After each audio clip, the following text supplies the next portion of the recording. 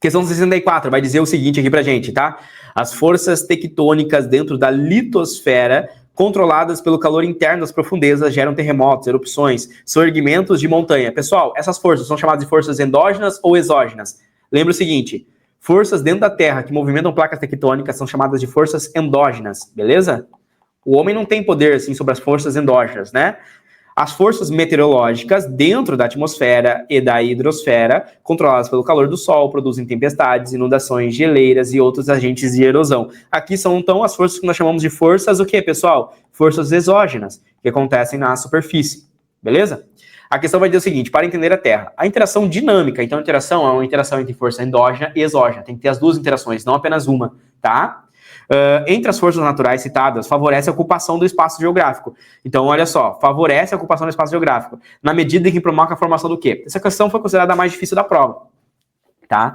Então, essa questão ela foi considerada tão difícil, né, que ela não foi o ponto de exclusão. Então, o cara que errou só essa, ele tiraria a nota máxima igual, tá? Mas é uma questão, teoricamente, fácil, para quem tem aula de geologia e morfologia, né? Porque a gente já fez na última prova em 2021, caiu uma questão já sobre isso. Qual a relação entre força endógena e exógena? Dobramentos modernos. Bom, dobramentos modernos, o que a gente vai ter, pessoal? Movimento de placas tectônicas, tá? Movimento de placas tectônicas, tá? Que formam montanhas, certo? E essas montanhas, elas são o quê? Forças endógenas, não exógenas. Esses movimentos modernos têm ação endógena. Mas, quando a gente pensa em calor do Sol, tempestade, inundação, agente de erosão, não forma dobramentos modernos. Dobramentos modernos são as montanhas mais modernas. Dobramentos antigos são as antigas, né? Como o Himalaia, como, por exemplo, o Everest, né? São os dobramentos mais antigos. Os dobramentos modernos são os dobramentos mais recentes que a gente vai tendo, tá? Também que envolvem movimentos ali da Terra.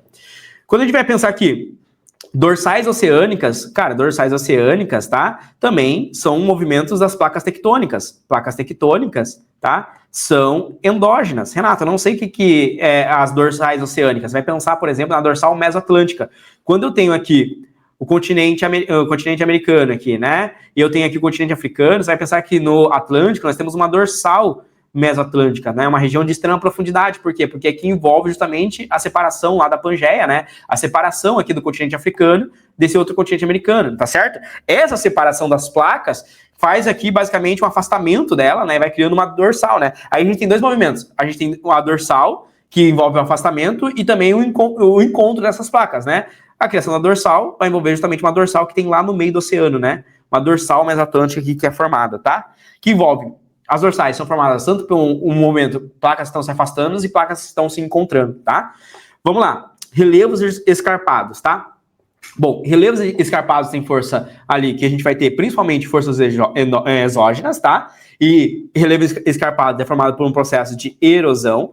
Então, se você não lembra, o que são os relevos escarpados? Você vai lembrar que tem relação com a chuva, e aí aquela vegetação ali, ela vai sendo meio que destruída e vai causando aqueles solos extremamente com basicamente rachados, assim, né, com várias erosões, né, e aí a gente vai ter, por exemplo, esses relevos escarpados, muitas vezes um relevo, tá, que vai ter, olha só, um alto declive. Então, esses relevos escarpados, eles vão criando esses declives, eles não favorecem o processo de moradia. Então, é difícil você conseguir ocupar um espaço onde tem um relevo extremamente escarpado, que sofre processo de erosão, de chuva e tem um certo declive. Superfícies lateríticas, você vai lembrar que caiu também já na última prova e tem a ver justamente com deposição de ferro, né, muitas vezes aqui. Lembra que superfícies lateríticas, como é que elas são formadas? Você vai lembrar, por exemplo, das chapadas.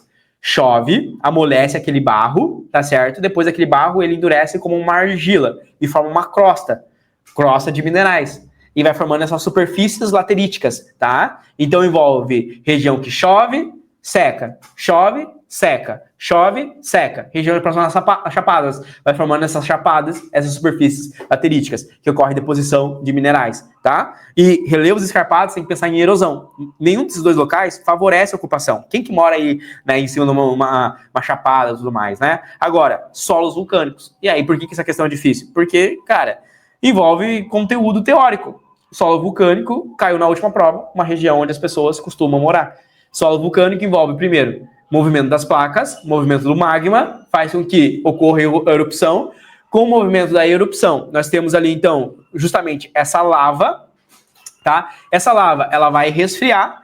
Com o movimento, calor do sol, mais tempestade, inundação, agente de erosão, todo esse processo de resfriamento vai criar um solo que é extremamente fértil. Esse solo fértil faz com que as pessoas morem ali muito próximo aos vulcões, tá? Se você quiser lembrar na história, também tem a região, acho que Esparta, né? Esparta vive ali numa região onde tem muitos solos vulcânicos. Se você pensar, por exemplo, no Paraná, Terra Roxa, tá? Também é um solo ali de origem vulcânica. Você fala assim, mas no Brasil não tem vulcão. Não hoje, num passado antigo, forças, né, endógenas fizeram derramamento de lava, basalto, né? O basalto daquele solo. E aí isso faz com que crie um solo extremamente fértil. Na última prova era solos vulcânicos como solos férteis. Perguntava por que em 2021 as pessoas moravam ali. Então, a mesma questão, uma repetição, novamente.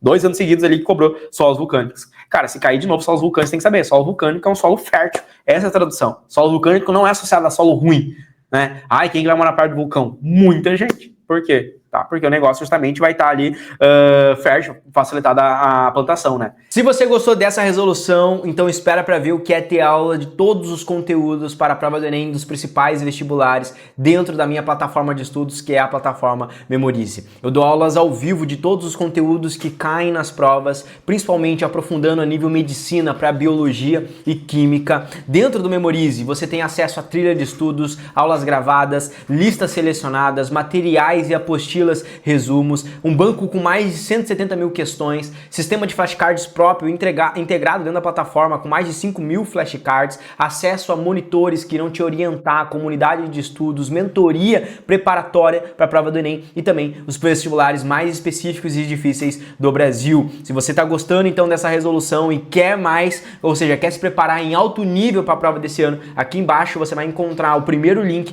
que é um link para você fazer parte da minha plataforma e ter aula comigo de todos os conteúdos e se preparar, elevar o seu nível para ser aprovado ainda esse ano. Clica aqui embaixo e vem fazer parte da maior e melhor plataforma de preparação para Enem e vestibulares do Brasil. Um grande abraço e eu te vejo lá dentro.